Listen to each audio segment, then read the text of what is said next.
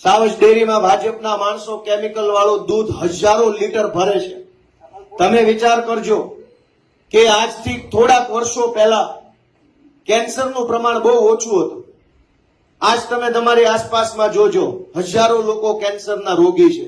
વંથલીમાં, કેશોદમાં, વિસાવદરમાં, માંગરોળમાં, માણાવદરમાં અનેક મહિલાઓ પણ કેન્સરને પીડિત છે. અને બાનું એવું બતાવે છે કે તમે દવા છાંટો છો ખેતરમાં એટલે આવું થાય. નહીં, એ વાત ખોટી છે.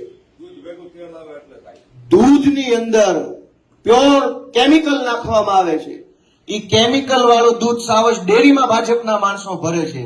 સાવજ ડેરીમાં પેકિંગ થાય છે. એ પેકિંગ વાળો માલ આપણે બીજા ત્રીજા દિવસે ખરીદીને પી જઈએ, પછી થાય છે આપણને કેન્સર. દવા તો વર્ષોથી છટાઈ છે. હમણાં જ કાં કેન્સર વધ્યા? દવા કઈ 5 વર્ષથી થોડી ચાલુ કરી, દવા તો 20 વર્ષથી છટાઈ છે. બહુ જૂના જમાનામાં મોનોકોટોફોસ થી ચાલુ થયેલું, તેથી કોઈને કેન્સર ન થયા. અને દવા તો પાંદડા ઉપર છટાઈ ગઈ. પણ તોય જુનાગઢ સાવજ ડેરીના ભાજપના મળતિયાઓ નકલી મંડળીના આધારે, નકલી મતદાનના આધારે ચૂંટણી જીતીને સાવજ ડેરીમાં બેસે, કેમિકલ વાળું દૂધ વેચે, કરોડો લોકોના જીવન સાથે ખિલવાડ થઈ રહ્યો છે. પણ આપણો આત્મા નથી જાગતો. શું કામ?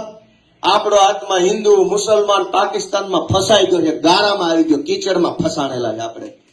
આપણને આપણા જીવની ચિંતા નથી થતી કે આ કેમિકલ વાળું દૂધ કિરીટ પટેલ ને એના માણસો પીવડાવે છે, મરી જાવું.